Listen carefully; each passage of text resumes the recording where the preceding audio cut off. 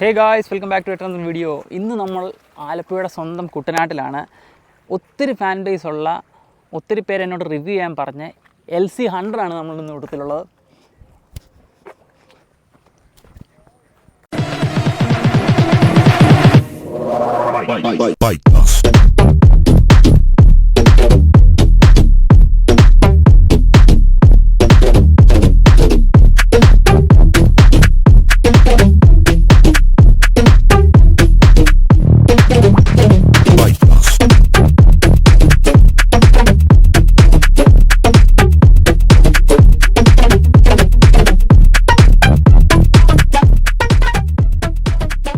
അപ്പം 1942 കാലഘട്ടത്തിൽ world war 2 സമയം, ആ സമയത്ത് അമേരിക്കൻ വില്ലീസിനെ ഇൻസ്പയർ ചെയ്ത് ഒരു വണ്ടി ഉണ്ടാക്കണമെന്ന് ടൊയോട്ടയോട് ജാപ്പനീസ് ഗവൺമെൻറ് പറഞ്ഞു. അപ്പോൾ ആദ്യം കണ്ടുപിടിച്ചത് ഒരു പ്രോട്ടോടൈപ്പ് ആയിരുന്നു AK. ആ പ്രോട്ടോടൈപ്പിനെ ബേസ് ചെയ്ത് AK-10 ഇറക്കി. ആ 10 എന്ന് പറയുമ്പോൾ കുറച്ച് ലിമിറ്റഡ് വണ്ടികളെ ഉള്ളായിരുന്നു. ആ ലിമിറ്റഡ് വണ്ടികളാണ് ആദ്യം ടൊയോട്ട ഇറക്കിയത്. അത് കഴിഞ്ഞിട്ട് ഒരു 1951 കാലത്തിലാണ് ടൊയോട്ട ഫസ്റ്റ് ഈ ഒരു AK-10 ഒക്കെ ഉണ്ടാക്കിയേക്കുന്നതിൻ്റെ ബേസിൽ ഒരു വണ്ടി ഇറക്കുന്നത്. അത് ടൊയോട്ട BJ. അപ്പോൾ AK-10 എന്ന് പറയുന്ന ഒരു എയർലി പ്രോട്ടോടൈപ്പ് ആയിരുന്നു. ഈ AK-10 എന്ന് പറയുന്ന ലൈറ്റ് വെയ്റ്റ് വെഹിക്കിൾ ആയിരുന്നു. അതിനകത്തിൽ ഒരു 2.3 litre 4 cylinder type C diesel എഞ്ചിനായിരുന്നു വന്നിരുന്നത്. അതെന്ന് പറയുന്ന ഒരു പ്രോട്ടോടൈപ്പ് ആയതുകൊണ്ട് അധികം വണ്ടികളൊന്നും റിലീസൊന്നും ആയിട്ടില്ല. അത് ഈ ഒരു പേർപ്പസിന് വേണ്ടി മാത്രം ഇറക്കിയത്. ഈ പറയുന്ന AK-10 ഈ പറയുന്ന ലാൻഡ് ക്രൂസറുമായിട്ട് യാതൊരു ബന്ധവുമില്ല. അതൊരു എയർലി സ്റ്റേജിൽ ഇവർക്ക് ഈ 4x4 വെഹിക്കിൾസ് ഒക്കെ ഉണ്ടാക്കാനുള്ള ഒരു എക്സ്പീരിയൻസിന് വേണ്ടി മാത്രം നമുക്ക് പറയാവുന്നതേ ഉള്ളൂ. ടൊയോട്ട ഫസ്റ്റ് ഒരു വണ്ടി ഇറക്കുന്നതെന്ന് പറയുമ്പോൾ ടൊയോട്ട BJ ആണ്. അത് 1951 കാലത്തിലാണ്. ഈ 1951 പോലീസ്, ജാപ്പനീസ് പോലീസ് റിസർവിന് വേണ്ടിയാണ് ഈ BJ ഇറക്കുന്നത്. ഈ പറയുന്ന AK-10 ഇൻഫ്ലുവൻസും അതിൻ്റെ 4x4 മെക്കാനിസം ഒക്കെ വെച്ചിട്ട് തന്നെയാണ് ഇതും BJ ഇറക്കുന്നത്. ഈ BJ എന്ന് പറയുമ്പോൾ മോർ പവർഫുൾ ദാൻ AK-10 ആണ്. ഈ പറയുന്ന BJയുടെ കേപ്പബിലിറ്റി എന്താണെന്ന് ചോദിച്ചു കഴിഞ്ഞാൽ ഇത് മൗണ്ട് ഫ്യൂജി വരെ കയറാൻ കേപ്പബിൾ ആയിട്ടുള്ള വണ്ടികളായിരുന്നു ടൊയോട്ട BJ. അപ്പോൾ നിങ്ങൾ വിചാരിക്കും ഈ ലാൻഡ് ക്രൂസർ എന്നുള്ള പേര് എപ്പോഴാണ് റീബാഡ്ജ് ആയെന്ന്. അത് 1954 കാലത്തിലാണ് ഈ പറയുന്ന പോലെ ടൊയോട്ട ലാൻഡ് ക്രൂസർ എന്നുള്ള പേര് ബാഡ്ജ് ചെയ്യുന്നത്. ഈ ടൊയോട്ട എന്ന ബ്രാൻഡിനെ ലോകോത്തര ഒരു ബ്രാൻഡാക്കാൻ മെയിൻ റീസൺ ലാൻഡ് ക്രൂസേഴ്സ് ആണ്. അപ്പോൾ ഈ ലാൻഡ് ക്രൂസർ ഇല്ലായിരുന്നെങ്കിൽ ചിലപ്പം ടൊയോട്ട എന്ന് പറയുന്ന ഒരു ചെറിയ ബ്രാൻഡായിട്ട് ഒതുങ്ങിക്കൂടേണ്ടതാണ്. പക്ഷേ ഇൻ്റർനാഷണൽ മാർക്കറ്റ് വരെ ഇത്രയും ഫേമസ് ആക്കാൻ കാരണം ലാൻഡ് ക്രൂസർ സീരീസ് ആണ്.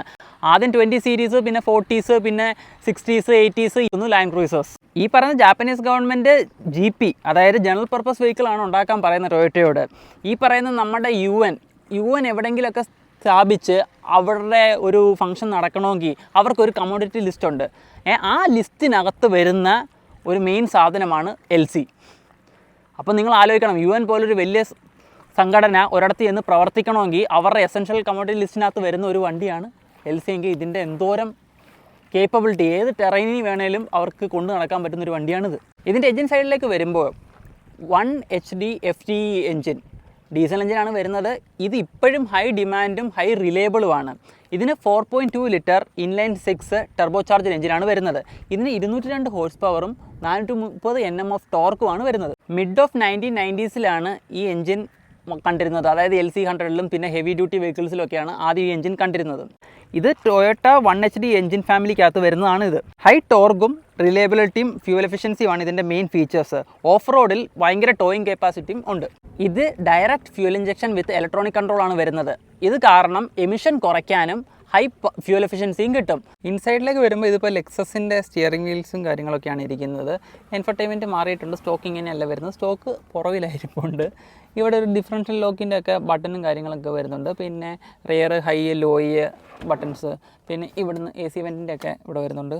നമുക്ക് ഇതിനകത്തിൽ ഗിയറിലേക്ക് വരുമ്പോഴത്തേക്കും ഇത് 4 സ്പീഡാണ്. 5 സ്പീഡാണെങ്കിൽ നമ്മളിങ്ങനെ സ്റ്റെപ്പ് പോലെ ഇരിക്കും. സിംഗിൾ ലൈനാണ് വരുന്നെങ്കിൽ അത് 4 സ്പീഡായിരിക്കും. അങ്ങനെയാണ് നമുക്കത് ഡിഫറൻഷ്യേറ്റ് ചെയ്യാൻ പറ്റുന്നത്. ഗിയർ ഷിഫ്റ്റ് മാറുന്നത് ഇവിടെ ഒരു ബട്ടണുണ്ട്, ബട്ടനെ പിടിക്കുക, നമുക്ക് വേണ്ടത് നേരെ ഇടുക. ഇവിടെ വരെ ചെറിയൊരു സ്റ്റോറേജ് സ്പേസ് വരുന്നുണ്ട്. ഇത് ഫുള്ള് നമുക്ക് ഓപ്പൺ ആക്കാൻ പറ്റുന്നത്. 2 സൈഡിൽ നിന്നും 2 കപ്പ് ഹോൾഡർ വരുന്നുണ്ട്. പിന്നെ ചെറിയൊരു ട്രെയും കാര്യങ്ങളൊക്കെ വരുന്നുണ്ട്. ഇതൊക്കെയാണ് ഇൻസൈഡിലേക്ക് വരുമ്പോൾ നമുക്കുള്ള കാര്യങ്ങൾ. ഇതിൻ്റെ ഹാൻഡ് ബ്രേക്കും കാര്യങ്ങളും വരുന്നുണ്ട്. ഇത് ഇലക്ട്രിക്കലി അഡ്ജസ്റ്റബിൾ സീറ്റ്സും കാര്യങ്ങളാണ് വരുന്നത്. ഇത് സൺറൂഫ് വരുന്ന ഒരു മോഡലാണ് ഇത് വരുന്നത്. അപ്പോൾ ഇത്രയൊക്കെയാണ് ഇൻസൈഡിലേക്ക് വരുമ്പോൾ ഉള്ള കാര്യങ്ങൾ. ഇവിടെ ഐഡിൽ ലെപ്പ് എന്ന് പറഞ്ഞ സ്വിച്ച് വരുന്നുണ്ട്. കാരണം നമുക്കിപ്പോൾ സ്ലോ സ്പീഡ് അഡ്ജസ്റ്റ് ചെയ്യുന്ന പോലെ തന്നെ കുറച്ചുകൂടെ വണ്ടി റെവ് ചെയ്ത് നിൽക്കും. പിന്നെ ഇവിടെ മിറേഴ്സും കാര്യങ്ങളൊക്കെ അഡ്ജസ്റ്റ് ചെയ്യാനുള്ള സ്വിച്ച് വരുന്നുണ്ട്. പിന്നെ ലൈറ്റ്സിൻ്റെ സ്വിച്ച് വരുന്നുണ്ട്. ഇവിടെയാണ് ബോണറ്റ് ഓപ്പൺ ആക്കാനും പെട്രോളിൻ്റെ ഓപ്പണിങ് വരുന്നത്. ഇതിലിപ്പോൾ യൂസ് ചെയ്തിരിക്കുന്നത് നമുക്ക് ഇന്നോവയുടെ സ്വിച്ചസും കാര്യങ്ങളൊക്കെയാണ് പവർ വിൻഡോയ്ക്ക് വരുന്നത്. ഇന്ന് നമ്മുടെ കൂട്ടത്തിൽ അജ്മലിക്കുണ്ട്. ഇക്ക വെൽക്കം. ഹായ്. ഇക്ക ഇൻട്രൊഡ്യൂസ് ചെയ്യേണ്ട കാര്യമില്ല, നമ്മുടെ ഗെറ്റവേയുടെ വീഡിയോയും വോൾവോയുടെ വീഡിയോ എല്ലാം നമ്മൾ ഇക്കയുടെ തന്നെ വണ്ടിയാണ് നമ്മൾ നേരത്തെ ചെയ്തത്. അപ്പോൾ ഇക്ക എങ്ങനെയുണ്ട്? സുഖമായിട്ടിരിക്കുന്നോ? സുഖമല്ലേ? സുഖമായിട്ടിരിക്കുന്നു. അപ്പോൾ നമുക്ക് എൽസിയുടെ കാര്യത്തിലേക്ക് വരാം. എങ്ങനെയാണ്, എവിടുന്നാണ്, എത്ര വർഷമായി നമ്മളൊക്കെ എടുത്തിട്ട്? ഇതെടുത്തിട്ട് 1 വർഷമായി.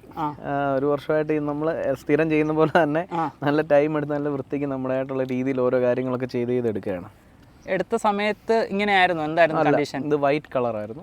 ഓക്കെ. പിന്നെ നോർമൽ സ്റ്റോക്ക് ആയിരുന്നു, ഒറിജിനൽ പെയിൻറ്റിൽ നിന്ന വണ്ടിയാണ്. പാർക്കിങ്ങിൽ ഒരു 2 വർഷത്തോളം കിടന്ന വണ്ടിയാണ്. അത് കാരണം ആ വണ്ടി എടുത്തിട്ട് അതിൻ്റെതായിട്ടുള്ള രീതിയിൽ ഫുൾ മേജർ സർവീസും കാര്യങ്ങളും മെക്കാനിക്കൽ സൈഡ് മുതൽ തുടങ്ങിയത്. അങ്ങനെ കളർ ചേഞ്ചും ചെയ്തു കേട്ടോ. ഓക്കെ. വൈറ്റ് ആയിരുന്നു വണ്ടി, ഇപ്പം ബ്ലാക്ക് ആക്കിയിട്ടുണ്ട്. LC എടുക്കാൻ എന്തെങ്കിലും കാരണങ്ങൾ? LC എടുക്കാന്ന് വെച്ചാൽ ഇതാണല്ലോ റോഡിലെ രാജാവ്. പിന്നെ ഞാൻ ഗൾഫിലായിരുന്നല്ലോ ആദ്യം, സൗദിയിലും ഒമാനിലും ഒക്കെ ഉണ്ട്. അവിടെയൊക്കെ ഇപ്പോഴും ഏതൊക്കെ വണ്ടി വന്നാലും മാരാറ് തട്ട് താന്നുകൊണ്ടായിരിക്കുന്നത്. അതെ.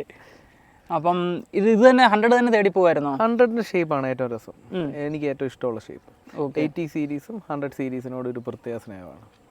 അപ്പം ഇതിനെ കിട്ടിക്കഴിഞ്ഞിട്ട് നമ്മൾ ഫ്രണ്ടിൽ നിന്ന് നോക്കുവാണെങ്കിൽ എന്തൊക്കെയാണ് ഇക്ക വരുത്തിയിരിക്കുന്ന ചേഞ്ചസ്?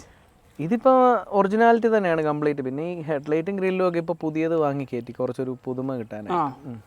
എങ്ങനെയുണ്ട് ആഫ്റ്റർ മാർക്കറ്റ് സപ്പോർട്ട്? സാധനങ്ങൾ കിട്ടാൻ അല്പം ബുദ്ധിമുട്ടാണ്. നമ്മളിത് ചൈനയിൽ നിന്ന് സാധനങ്ങൾ വരുത്തുന്ന ഒരാളുണ്ട്, അയാൾ ത്രൂ ആണ് ഇത് കണക്ട് ചെയ്ത് മേടിച്ചത്. അപ്പോൾ ആഫ്റ്റർ മാർക്കറ്റ് അധികം പ്രൊഡക്ട്സും സാധനങ്ങളെല്ലാം കിട്ടും. ഇതിന്റെ സ്പെയറും കാര്യങ്ങളും എല്ലാം നമുക്ക് ഷാർജയിലൊക്കെ കിട്ടും, അവൈലബിൾ ആണ്, ഈസിയാണ്. പിന്നെ ഇവിടെയൊക്കെ ഇപ്പൊ സപ്ലൈ ചെയ്യുന്ന ആൾക്കാരൊക്കെ ഒരുപാടുണ്ട്. ഓക്കെ, സോഴ്സ് ചെയ്ത് തരും. ഇപ്പം വണ്ടി കോമൺ ആയല്ലോ. ഇപ്പം വണ്ടി അത്യാവശ്യം ആൾക്കാർക്ക് പഴയ പേടിയെല്ലാം പോയി. പണ്ട് ലാൻഡ് ക്രൂസർ അല്ലെങ്കിൽ ഏതൊരു പ്രീമിയം കാർ എന്ന് പറഞ്ഞാൽ ആൾക്കാർക്ക് പേടിയാണ്. ഇപ്പോൾ പാർട്സും കാര്യങ്ങളും എല്ലാം നമുക്ക് ഇവിടെ അവൈലബിൾ ആണ്, പല പല ആൾക്കാരുണ്ട്. പിന്നെ വണ്ടി ട്രെൻഡിങ്ങിൽ നിൽക്കുകയാണ് ഇപ്പോൾ ആക്ച്വലി. 100 സീരീസ് 4ാമത്തെ 5ാമത്തെ 100 സീരീസ് അതിൻ്റെ. ഓക്കെ. അപ്പോൾ ഈ എഞ്ചിൻ തന്നെയാണെന്ന് തോന്നുന്നു കുറച്ച് റിലയബിളും. ഇതാണ് ഏറ്റവും ബെസ്റ്റ് എഞ്ചിൻ. ഓക്കെ, ഞാനത് വീഡിയോ ആദ്യം പറയുണ്ടായി. ഇതാണ് ഏറ്റവും കൂടുതൽ ആൾക്കാർ കൂടുതൽ അന്വേഷിക്കുന്ന എഞ്ചിനും ഇത് തന്നെയാണ്. അതെ, ഈ എഞ്ചിനാണ്. ഇതും പേരങ്ങനെ ലിഫ്റ്റ് ചെയ്യാറില്ല, എന്തുകൊണ്ട്? ലിഫ്റ്റിംഗ് മെയിൻലി ഓഫ് റോഡ് ലുക്കിന് വേണ്ടി, പിന്നെ ഒരു മസിൽ ലുക്ക്. ഓൾറെഡി വണ്ടി ഒരു സൈസാണ്, അതിൻ്റെ കൂടെ നമ്മൾ ഞാൻ ബോഡി ലിഫ്റ്റിംഗ് കിറ്റും വീൽസും എല്ലാം അത്യാവശ്യം അപ്സൈസ് ചെയ്തേക്കുവാണല്ലോ. ഓക്കെ. ഇപ്പോൾ ഒരു മസിൽ ലുക്ക് പെട്ടെന്നൊരു കാണുമ്പോൾ എങ്ങനെയുണ്ട്? കാണുമ്പോൾ ഒരു ഈ ഫോട്ടോയിലും വീഡിയോയിലും കണ്ടാൽ തോന്നില്ല, നേരിട്ട് നിന്നാലേ ഉള്ളൂ. ഞാൻ അത്യാവശ്യം ഹൈറ്റുള്ള ആളാണ്, എൻ്റെ ചെസ്റ്റ് ലെവലുണ്ട് ഈ വണ്ടി, ഹൈറ്റ്. ബോണറ്റ് തന്നെ നമ്മൾ നിൽക്കുമ്പോൾ തന്നെ വീഡിയോയിൽ മനസ്സിലാവുന്ന നമ്മുടെ ഹൈറ്റ് ആയിട്ട് തന്നെ നോക്ക്. വണ്ടിയുടെ ഹൈറ്റ് നമ്മൾ ടാറിന് മേലിൽ എന്തെങ്കിലും നോക്കി. ഇതിപ്പോൾ എത്ര ഇഞ്ച് ലിഫ്റ്റാണ് ചെയ്തേക്കുന്നത്? ഇതിപ്പം നമുക്കിത് അഡ്ജസ്റ്റ് ചെയ്യാം, സസ്പെൻഷനേലും ചെയ്യാം, പിന്നെ ടോർഷനേലും സെറ്റ് ചെയ്യാം. എനിക്ക് തോന്നുന്നു ഇപ്പം ഇത് 6 or 8 മറ്റോ ആണെന്ന് തോന്നുന്നു മാക്സിമം ഇട്ടിരിക്കുക. ഓക്കെ. അപ്പോൾ എന്തിൻ്റെ സസ്പെൻഷൻ ഇത് യൂസ് ചെയ്തിരിക്കുന്നത്? ഇത് ഡോക്ടർ നാനോ ഫോം സെൽ സസ്പെൻഷനാണ് ചെയ്തേക്കുന്നത്. ഫോം സെൽ എന്ന് പറയുമ്പോൾ മറ്റേ നൈട്രോ ഗ്യാസിനേക്കാളും ഓൺ റോഡും സുഖമുണ്ട്. മറ്റേത് വരുമ്പം പക്ക ഒരു കട്ടിയായിരിക്കും. ഇതുകൊണ്ട് ഓഫ് റോഡ് എന്തെങ്കിലും ചെയ്ത് നോക്കിയായിരുന്നു? ചെയ്തില്ല സത്യം പറഞ്ഞാൽ. പിന്നെ നമ്മുടെ ഇവിടെ ഉള്ള ലോക്കലിലൊക്കെ പോയി ഹൈ റേഞ്ചിലൊന്നും കയറിയില്ല. കയറണമെന്ന് പരിപാടിയെല്ലാം കഴിഞ്ഞ് വന്നതല്ലേ ഉള്ളൂ. ആഫ്റ്റർ സസ്പെൻഷൻ ചേഞ്ച് വന്നു കഴിഞ്ഞപ്പോഴത്തേക്ക് ഇപ്പോൾ എങ്ങനെയുണ്ട്? സസ്പെൻഷൻ ചെയ്ത് കഴിയുമ്പോഴത്തേക്ക് വണ്ടി കാണാൻ ഒരു ലുക്കുമാണ്, ഹൈറ്റും കിട്ടും. ഇതിന് നോർമലി വരുന്ന എയറോമാറ്റിക് സസ്പെൻഷൻ ആണ്. അതൊരു തലവേദന ഉണ്ട് സാധനം. അത് നമ്മൾ എവിടെയെങ്കിലും ഒരു നല്ല കളത്തിലൊക്കെ പോയി കിടന്നാൽ ചിലപ്പോൾ ഇതൊരു സൈഡ് കുത്തിക്കിടക്കും, അല്ലെങ്കിൽ കംപ്ലൈൻറ്റ് ബായ്ക്ക് താന്നു പോകും. ഓക്കെ. ഇതാകുമ്പോഴത്തേക്ക് ഒന്നും പേടിക്കാനില്ല, നമുക്ക് എതിലേ വേണമെങ്കിലും ഇനി വണ്ടി കൊണ്ടുപോകാം. മറ്റേ ബലൂണിൻ്റെ കംപ്ലൈൻറ്റ് ഒന്നും വരുന്നില്ല. ഇതിന് തന്നെ 2 വർഷം എന്തോ വാറണ്ടി ഉണ്ട്, എന്നാലും 5 വർഷമായാലും ഈ സാധനം ഒന്നും പോകത്തില്ല. ഓക്കെ. എത്ര രൂപയാണ് ഇതൊക്കെ ചെയ്യുന്നതിന്? അതിപ്പോൾ നമ്മൾ ലിഫ്റ്റിംഗ് കിറ്റും ബൈക്കിലെ സ്പ്രിങ്ങും സസ്പെൻഷനും ഒക്കെ ഉണ്ട്. അപ്പം എല്ലാം കൂടി വരുമ്പോൾ ഒരു എമൗണ്ട് വരുന്നുണ്ട്. കറക്റ്റായിട്ട് ഞാൻ ഓർക്കുന്നില്ല, എനിക്ക് ഒരു 1.5 രൂപ റേഞ്ചിലാണ് വരുന്നത്. അപ്പോൾ നമ്മൾ യൂസ് ചെയ്തിരിക്കുന്ന ടയേഴ്സ് ഒക്കെ ഇപ്പോൾ ഏതാ? ടയേഴ്സ് ഇത് RT ടയേഴ്സ് ആണ്. റോഡ് ആൻഡ് ട്രാക്ക് ആണ്. ഇത് ഓൺ റോഡിൽ നല്ല സുഖം. ഇത് എല്ലാവരും ഒന്ന് നോട്ട് ചെയ്ത് വെച്ചു. ഈ ടയറിൻ്റെ പാറ്റേൺ ഓൺ റോഡ് ഓടിക്കുക. നമ്മളെപ്പോഴും MT ടയേഴ്സും ഒക്കെയാണല്ലോ ഇടുന്നത്. ഇത് അത്യാവശ്യം AT ടയേഴ്സിൻ്റെയും MT ടയേഴ്സിൻ്റെയും ഇടയ്ക്ക് നിൽക്കും ഒരു സുഖം. ഇത് അമിത് ചക്കാലക്കൽ ആക്ടർ, അറിയാം, ലാൻഡ് ക്രൂസറിൻ്റെ ഒരു എന്താ വെച്ചാൽ ഈ ലാൻഡ് ക്രൂസർ ട്രെൻഡ് ആക്കാനുള്ള ഒരു മെയിൻ റീസൺ പുള്ളിയാണ് കേരളത്തിൽ. എന്ന് വെച്ചാൽ പുള്ളിക്കാരൻ ഞാനുമായിട്ട് ഫ്രണ്ട്ലിയാണ്. പുള്ളിക്കാരൻ പറഞ്ഞു തന്നാണ് ഈ ടയർ ഇടാൻ പറഞ്ഞിട്ട്. ഓക്കെ. അങ്ങനെ ഞാൻ ഈ പാറ്റേൺ നോക്കിയിട്ടാണ്. ഓക്കെ. അപ്പോൾ ഇതിൻ്റെ കോസ്റ്റും കാര്യങ്ങളൊക്കെ വരുന്നത് പുള്ളിയുടെ വണ്ടിയൊക്കെ കിടക്കുന്ന ഇതിലും കോസ്റ്റ്ലി ആട്ടോ. ആ പുള്ളിക്കാരനെ അറിയാമല്ലോ ഈ സാധനം കൊണ്ട് ഓൾ ഇന്ത്യ ട്രിപ്പും കഴിഞ്ഞതാണ്. നമ്മൾ വീഡിയോസൊക്കെ നോക്കിയാൽ മതി. അപ്പോൾ ഞാൻ ഇതിൻ്റെ എന്ത് ഡൗട്ട് ഉണ്ടല്ലോ, ഒരു കാര്യം കൂടെ എനിക്ക് പറയാനുള്ളത് വെച്ചാൽ, ആ ഇതിന് എന്ത് ലാൻഡ് ക്രൂസറിനെ കുറിച്ച് ഡൗട്ട് ഉണ്ടെങ്കിലും നമ്മുടെ ടൊയോട്ട നിപ്പോണി വിളിച്ച് ചോദിച്ചാൽ അറിയില്ല. പക്ഷേ അമിത് ചക്കാലക്കലിന് ഒരു മെസ്സേജ് ഇട്ടാൽ ആ ഇതിൻ്റെ ഒരു സ്ക്രൂവിൻ്റെ വരെ കാര്യങ്ങൾ പുള്ളിക്ക് അറിയാം. ഡീറ്റെയിൽഡ് ആയിട്ട് പറഞ്ഞു തരും. ഇതിൻ്റെ പാർട്സിൻ്റെ അവൈലബിലിറ്റി എവിടെ നിന്ന് കിട്ടും, എങ്ങനെ കിട്ടും, അടിച്ച് കലക്കി കുടിച്ചിരിക്കുകയാണ് ഗ്രാഹ്യം. ഇതിൻ്റെ ടയേഴ്സിൻ്റെയും റിംസിൻ്റെ എല്ലാം പ്രൈസ് എത്രയാണ് വരുന്നത്? ഒരു ടയറിന് 20 രൂപ താഴെ ഉള്ളൂ. പിന്നെ റിമ്മ് ലാൻഡ് ക്രൂസറിൻ്റെ PCD കിട്ടാൻ ഇച്ചിരി ബുദ്ധിമുട്ട്. നമ്മുടെ ഇവിടെ വേറെ വണ്ടിക്കൊന്നും സ്യൂട്ടബിൾ ആയിട്ടുള്ളതല്ലാത്തതുകൊണ്ട് അത് മാത്രം കിട്ടാൻ ഇച്ചിരി ബുദ്ധിമുട്ടായി, അതേ ഉള്ളൂ. ഓക്കെ. ഇത് ഇട്ടിട്ട് നല്ല ഫീഡ്ബാക്ക് ആണ്. ഓഫ് റോഡിന് കൊള്ളാം. സത്യമായ റോഡിൽ ഓടിക്കാൻ സ്റ്റോക്കിലാണ് ഏറ്റവും. വണ്ടിയുടെ കംഫോർട്ട് ഏറ്റവും മാക്സിമം കിട്ടുന്നത് ഒറിജിനൽ സ്റ്റോക്ക് ലെവലിലുള്ള വീൽസ് ഇടുമ്പോഴാണ്. ചെയ്തേക്കുന്നുണ്ട്. അതിൻ്റെ ടയർ വരുമ്പോഴത്തേക്ക് ഇനി ഇതിനകത്ത് ഭയങ്കര ഗ്യാപ്പ് വരും. ഓക്കെ. അപ്പോൾ ഇത്രയും വലിയ ടയർ ഇടാനായിട്ടുള്ള രീതി നമ്മൾ ഹൈറ്റ് കൂട്ടിയിരിക്കുക. ഓക്കെ. അപ്പോൾ നമുക്ക് ഇനിയും ഇതിലും വലുത് യൂസ് ചെയ്യാം? ഇല്ല, ഇതിലും വലുത് യൂസ് ചെയ്യാം. പിന്നെ വണ്ടി ബോഡി ലിഫ്റ്റ് ഒക്കെ ചെയ്യേണ്ടി വരും. നല്ല രീതിയിൽ ചെയ്യേണ്ടി വരും. കാര്യം ഇപ്പം ചെയ്യാവുന്നത്ര മാക്സിമം ലിഫ്റ്റിങ് ചെയ്യാമെന്ന് ചെയ്ത് വെച്ചിരിക്കുക. ഇപ്പോൾ LC ഓൺ ചെയ്യാൻ ആഗ്രഹിക്കുന്ന കുറേ പേര് കാണുമായിരിക്കും. അപ്പോൾ 100 സീരീസ് എടുക്കുന്നവർക്ക് എന്താണ് കുറച്ച് ടിപ്സും കാര്യങ്ങളൊക്കെ എന്തൊക്കെ നോക്കിയിട്ട്? ആൾക്കാർക്ക് മെയിൻലി ഭയമാണ് ഇതിൻ്റെ പാർട്സ് കിട്ടുമോ, അങ്ങനെയൊക്കെയുള്ള ടെൻഷനുണ്ട്. പിന്നെ സർവീസ് കോസ്റ്റ് വലിയ ലാൻഡ് ക്രൂസർ എന്നുള്ള പേരും കാര്യങ്ങളൊക്കെ വെച്ചിട്ട് സർവീസ് കോസ്റ്റ് ഭയങ്കരമായിട്ട് വരുമെന്നൊക്കെ ഒരു പേടിയുണ്ട്. പക്ഷേ സത്യത്തിൽ നമ്മുടെ ഒരു ഫോർച്യൂണറിൻ്റെ മെയിൻ്റെനൻസ് കോസ്റ്റ് ഈ വണ്ടിക്ക് വരത്തുള്ളൂ. ഇഞ്ചൻ ഗിയർ വിട്ടേക്ക് അങ്ങോട്ട് നോക്കണ്ട. കംപ്ലൈൻറ്റ് ഇതുവരെ ഞാൻ ഒരു ഇഞ്ചൻ പണിയായിട്ട് ലാൻഡ് ക്രൂസർ വളരെ റെയറായിട്ട് വല്ലതും കണ്ടെങ്കിലേ ഉള്ളൂ. അപ്പോൾ ആ സൈഡിലേക്ക് നോക്കണ്ട. ബാക്കിയെന്ന് വെച്ചാൽ സസ്പെൻഷൻ സൈഡാണ് എയറോമാറ്റിക് വരുന്നത്. അത് മാറ്റി ഇതേപോലത്തെ സസ്പെൻഷൻ കയറ്റിയാൽ ആ തലവേദനയും പോയി. പിന്നെ ബാക്കി പാർട്സുകളും കാര്യങ്ങളെല്ലാം ഇപ്പം നമുക്ക് നാട്ടിൽ തന്നെ കിട്ടും. ഒരു ടെൻഷനും വേണ്ട, വേറെ ഒരു പണിയും വരത്തില്ല. നമ്മുടെ നോർമൽ കാറുകൾക്ക് ഒരു ബുഷിൻ്റെ സൗണ്ട് വരുന്ന പോലെ പോലും ഈ വണ്ടിക്കൊന്നും പെട്ടെന്ന് കയറി വരില്ല. വന്നാൽ തന്നെ സാധനങ്ങളെല്ലാം അവൈലബിളുമാണ്. ഇതിപ്പം മേജർ സർവീസ് എല്ലാം ഞാൻ ചെയ്തപ്പോൾ തന്നെ എനിക്ക് നമ്മുടെ നോർമൽ നിസാൻ സണ്ണി ഇപ്പോൾ സർവീസ് ഷോറൂമിൽ ചെയ്തപ്പോൾ 22 രൂപയായി. മേജർ സർവീസ് ടൈമിംഗ് ബെൽറ്റ് അടക്കം മാറിയപ്പം ഈ വണ്ടിക്ക് എനിക്ക് അത്ര ആയിട്ടില്ലെന്ന് പറഞ്ഞ് വിശ്വസിക്കുമോ? ഇല്ല, അത്ര ആയിട്ടില്ല സത്യം. Major service means timing belt, engine oil, gear oil, housing oil അടക്കം ഞാൻ മാറി. ഓക്കെ. എല്ലാം കൂടെ ഒരു 25 രൂപ താഴെ എനിക്കായിട്ടുള്ളൂ ഇത്രയും കാര്യങ്ങൾ. എന്നാൽ സണ്ണിക്ക് മാറിയത് വെറും ടൈം ബെൽറ്റ് ഇഞ്ചൻ ഓയിലുമാണ്. അത് നമ്മൾ ഓരോ സ്ഥലങ്ങളുണ്ട് കേട്ടോ അതിൻ്റെ ആയിട്ടുള്ള. ഇപ്പം ഇത് ഭയങ്കര കത്തി റേറ്റ് പണിയുന്നിടങ്ങളുണ്ട്. ഓക്കെ. നമുക്ക് കുറച്ച് ഐഡിയ ഒക്കെ വേണം. നമുക്ക് ഈ വണ്ടിയെക്കുറിച്ച് ഐഡിയ ഉണ്ടെന്ന് അറിയുമ്പോഴത്തേക്കിനാണ് വർക്ക്ഷോപ്പുകാർ നമ്മുടെ അടുത്ത് കൂടുതൽ കാര്യങ്ങൾ പറഞ്ഞുകൊണ്ട് വരാത്തത്. ഓക്കെ. അല്ലെങ്കിൽ അവർ അല്ലാതെ ആദ്യമായിട്ടൊക്കെ ചെല്ലുന്നവരെ ചെറുതായിട്ട് ഇപ്പം ഇത് കിട്ടാനില്ല, വെളിയിൽ നിന്ന് വരുത്തണം, ബെൽറ്റിന് മാത്രം വേണം 25,000 രൂപ എന്നൊക്കെ പറയും. 5,000 രൂപ താഴെ ഉള്ളൂ, അങ്ങനെയൊക്കെ മേടിക്കും. അപ്പോൾ LC എടുക്കുന്നവരൊക്കെ ധൈര്യമായിട്ട് എടുത്തു. പണിയുടെ കാര്യം ഓർത്ത് ആരും ഒന്നും നോക്കണ്ട. ഇതിന് പണിയൊന്നും വരത്തില്ല, വെച്ചാലക്കാം. ബാക്ക് സൈഡിലേക്ക് വരുമ്പോൾ എന്തൊക്കെയാണ് ഇപ്പോൾ ഇതിൽ കറണ്ട് ചേഞ്ചസ് വന്നിരിക്കുന്നത്? ബാക്ക് സൈഡിലൊന്നും പ്രത്യേകിച്ച് ചെയ്തിട്ടില്ല, സ്റ്റോക്കിൽ തന്നെ. ഇത് ഇരിക്കാൻ പറ്റുന്ന അറബ്സൊക്കെ കണ്ടിട്ടില്ലേ. പിന്നെ സീറ്റ് ഇല്ലാത്ത മോഡലും വരും കേട്ടോ. നമ്മുടെ ഇരുന്ന വണ്ടിക്ക് 5 സീറ്റായിരുന്നു, ഇത് 7 സീറ്ററാണ് വരുന്നത്. അത് പല ഇതിൽ വരുന്നുണ്ട്. ഇതിങ്ങനെ ഡബിളായിട്ട് ഡോറ് വരുന്നത്. ഓക്കെ. ഇതിങ്ങനെ ഇത് മേലേക്ക്. പിന്നെ സ്റ്റെപ്പിനിയൊക്കെ അഡീഷണൽ ചിലവർ കൊടുക്കാറുണ്ട്. എനിക്ക് വെക്കണമെന്നുണ്ടായിരുന്നു. മൈലേജിൻ്റെ ഭാഗത്തേക്ക് നോക്കുമ്പോൾ ഇപ്പോൾ എങ്ങനെയുണ്ട് മൈലേജ്? നമുക്ക് ഒരു 8-10 വരെയൊക്കെ ഒപ്പിക്കാം, അത്രേ ഉള്ളൂ. നോർമലി ഫോർച്യൂണറൊക്കെ വെച്ച് നോക്കുമ്പോൾ അതിനേക്കാൾ 2 മൈലേജൊക്കെ കുറവ്, അല്ലെ ചില ടൈമിൽ ആ മൈലേജും കിട്ടും. ഓക്കെ. അപ്പോൾ ലോങ് പോകുമ്പോഴും ലോങ് പോകുമ്പോൾ കൂടുതൽ കിട്ടും. ഓക്കെ. 4200 cc ഇല്ലേ, വലിയ പവർഫുൾ ഇഞ്ചനല്ലേ. അപ്പോൾ അതിൻ്റെ ആയിട്ടുള്ള ഒരു മൈലേജ് കുറവ് വരുന്നുണ്ട്. നല്ല ടോർക്കിയാണ്. ഭയങ്കര രീതിയിൽ. അത് ഓഫ് റോഡിലെ പുലിയാണ് കേട്ടോ. അതെ, ചെയ്യണ്ട. നോർമൽ തന്നെ അത്യാവശ്യം കേരളത്തിലെ എവിടെ വേണമെങ്കിലും പോകാം. പിന്നെ നമ്മൾ കുറച്ചുകൂടെ ഒരു ലുക്കൊക്കെ ബേസ് ചെയ്തിട്ടാണ്. പിന്നെ ഞാൻ പറഞ്ഞില്ലേ, സസ്പെൻഷൻ്റെ ഒരു തലവേദന മാറാനായിട്ടാണ് ഈ ഷോക്ക് കയറ്റിയേക്കുന്നത്. പോരായ്മ ചോദിക്കുകയാണെങ്കിൽ അത് മാത്രമാണ് എനിക്ക് ഇതിന് തോന്നിയിട്ടുള്ള ഒരു പോരായ്മ ഇതിൻ്റെ സസ്പെൻഷനാണ്. പക്ഷേ റോഡിൽ ഓടിക്കാൻ ഭയങ്കര സുഖമാണ് കേട്ടോ, എയറോമാറ്റിക്. ഓക്കെ. ഇതിപ്പോൾ നമ്മൾ ഫോംസെൽ ഇട്ടേക്കുന്നുണ്ട്, നൈട്രോ ഗ്യാസിനേക്കാൾ ചെറിയ കംഫോർട്ട് കൂടുതലുണ്ട്. എങ്കിലും ആ എയറോമാറ്റിക് സസ്പെൻഷൻ്റെ സുഖം പക്കാ റോഡിൽ കിട്ടില്ല. ഓഫ് റോഡിനും ബെസ്റ്റ് ഇതാണ്. ഓക്കെ. ഇനിയും തലവേദനയില്ല. ഏത് രീതി വേണമെങ്കിലും ഉപയോഗിക്കാം, ഏത് ടെററിനിലും കൊണ്ടു നടക്കാം. ഇതിപ്പം സസ്പെൻഷൻ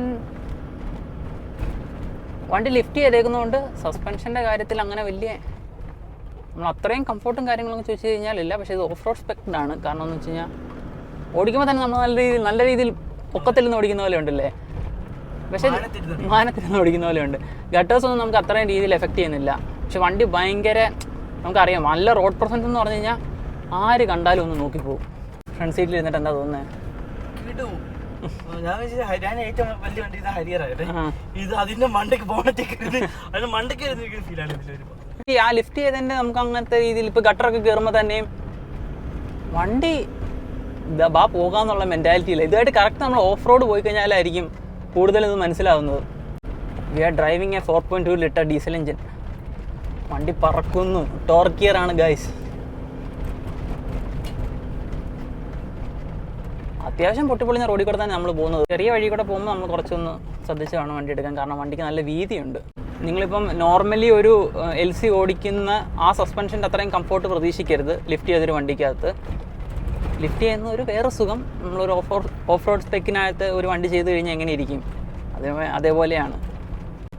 ഇപ്പോഴും ഞാൻ പറയുന്നു LCയുടെ എന്ന് പറയുമ്പം സ്റ്റോക്ക് വരുന്ന സസ്പെൻഷനാണ് ഏറ്റവും നല്ലത്.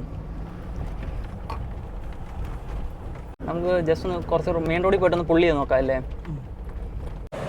പക്ഷെ നമ്മൾ പുള്ളി ചെയ്യുമ്പോൾ തന്നെ അത്യാവശ്യം it's going high. Braking up to the മാർക്കാണ്.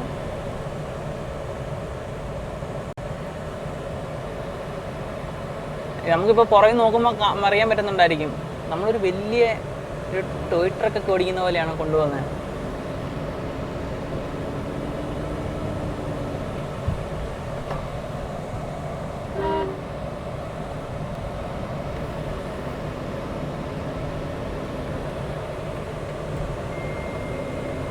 ഇതിപ്പോൾ ലെക്സസിൻ്റെ സ്റ്റിയറിംഗ് വീലായിരിക്കുന്നത്. അപ്പോൾ ആ ഓടിക്കുമ്പോൾ പ്രൗഡി നല്ല രീതിയിൽ മനസ്സിലാവും. ഒന്നാമത് LCക്ക് എല്ലാവരും നോക്കും. അത് പോരാതെ നമ്മൾ ലിഫ്റ്റ് കൂടെ ചെയ്തേക്കുന്നതുകൊണ്ട് നല്ല രീതിയിൽ നോക്കും. റോഡ് ചെയ്യുമ്പോൾ അത്യാവശ്യം നല്ല രീതിയിൽ നമ്മളിപ്പം 60-ലാണ് പോകുന്നത്. നമ്മൾ ഫ്ലോർ ചെയ്ത് നോക്കാം. ദിസ് ഈസ് പറന്ന് കയറും.